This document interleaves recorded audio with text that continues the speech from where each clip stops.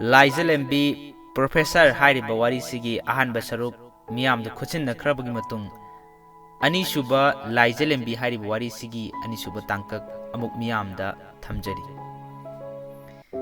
Laija Masibu Masakna Masak Fajariba Aduga Mana Toriba Sinakarino Ngaubu Ngawur Kaino Chata Chathurage Asumna Laija Murmum Sonduna Chatkre Lembana Nupi loinaba hitaba haibase tolida ko nupi gi manakta nupi gi wari sanaba tanba amaga aigi pokpadagi imana kundala oina piraklabra khangde masigi rasi se onthok atankhre asengba masigi rasi se aingonda yam hinajadeba tawrise peri peri ga tawdana murum lembana sanjay asumna matamgi khonglei mahakti kanana su thingba ngamda Chatkredo College timing loreduna mafam adudagi mayam punamak hanakre thoiba ita nang class ama miss oikhibado ai nungaite se mana piba notes ni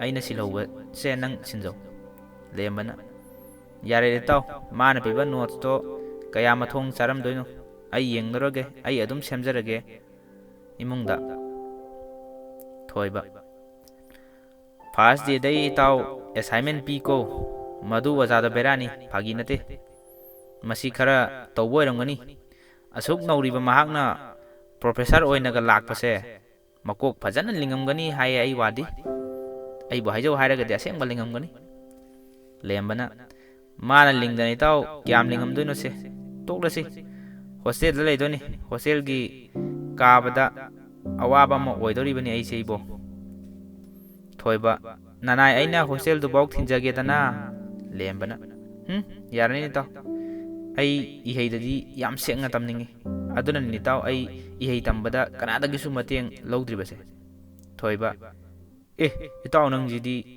aina nang hostel phawwa thinbasisu mateng na khandoira lembana ai taw adu mateng nata di kaino mateng kawe gari la ai chaluki taw ai chale ko Thoibana mamanaba lembagi chamjaba mataw adu yengduna lejahuwe lemba gari tongna mamanaba thoibada makhutna hairamlaga chatkre asumna matam haiba mahakti kanana su thingba ngamba nati aduna adumak chatli mahaki khongleidi asumna college su tamna tambalosilakle nongma thoiba itaw exam su tawdore nangdi lairik heiba minina paba khotpa loina loiramnani ne lembana kadai daino dai taw handakti ai matha khara sabaga lairik kya sangdi thoibana miss tuna tawbeiro kaigi matha no adamai haiba ai amuga tadri kaidorgi taw nangbo lembana itaw wakal se leita phom khangdi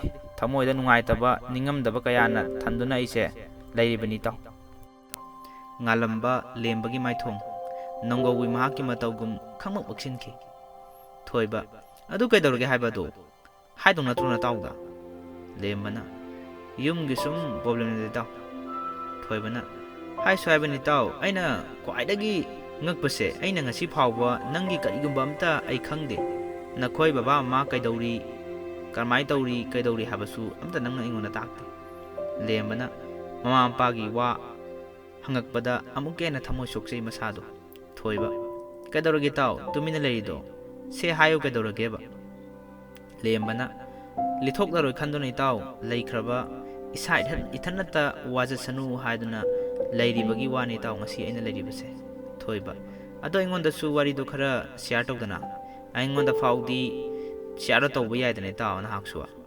lembana fare taw ai wari lige ai punsigi naksu taningdrabasu taw koi taw thasbe manglem nahangna tawriba nongna tawse ai yam yaningde harisini sijana amung kaidobirage aduna mungmoi babung manglem nupi ama oibagi imungda leidana imunggi angangsing yengchandana leiba punsido ai pame sijana nupi ama oiraga yumda sum leigani haibasu leite nupi aigagisu hak lei mapal thoktana thabak tawbagi manglemna aigi singthakta nahakna sin khungano namana pana takpi tambidaba manba mong sing engona torakano sijana Moi babagisi imai pa panduna hekta waga ngangbagi wani natra.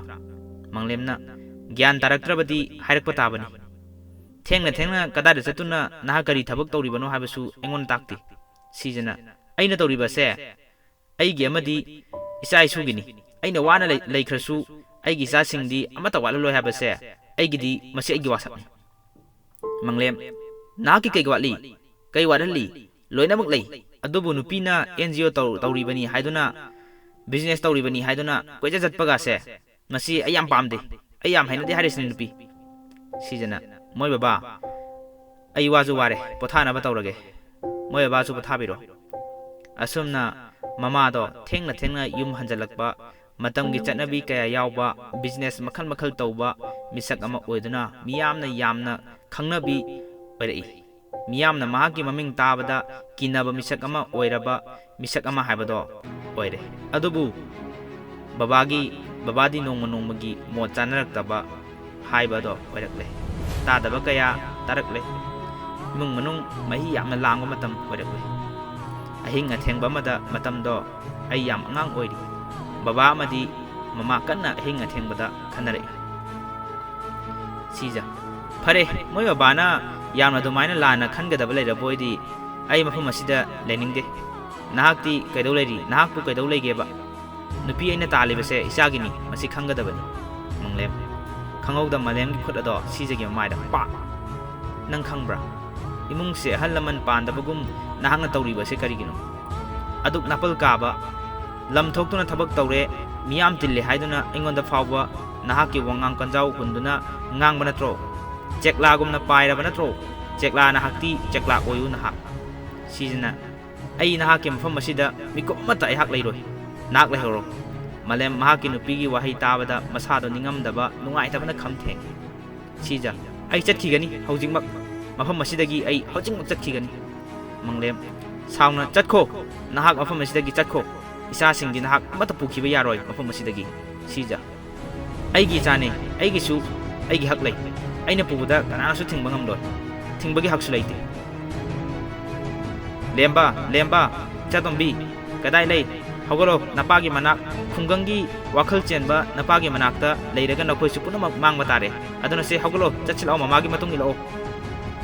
Manglem aina puba yaroi hairabadi yaroi harisini nahak na ngame pu aina ngame kaidogi yangu nahak. Sija chatombi lao mamagi nakta mamaga chatkrasi mafam ase apikpa wakhal kayana luchingba oiba achawa wakhal khanba hitaba chaungna uba ngamdaba aduguna mafam amagumani sangamagumani nupana haiba kaktamak tawgadabani haiba mana mafam asida ehak leiba ngamloi lao sasi. Manglem chatombi babagi nakta layo namagi matung inganu nahak aina hairiba sini chatkiba yaroi. Sija masanapibu mathada chetna pamkatuna mafam adudagi kana hatu thoki. Manglem ningamdaba nungaitaba kayana masado haifam khangdana achawa polum amana makok thakta haki fastback im lemba tarakliba pilangdo chatai thoi nakanda mi lebra haiduna su hingjai thoiba na ke wase tabada thamoi se tasengna puba ngamde ta.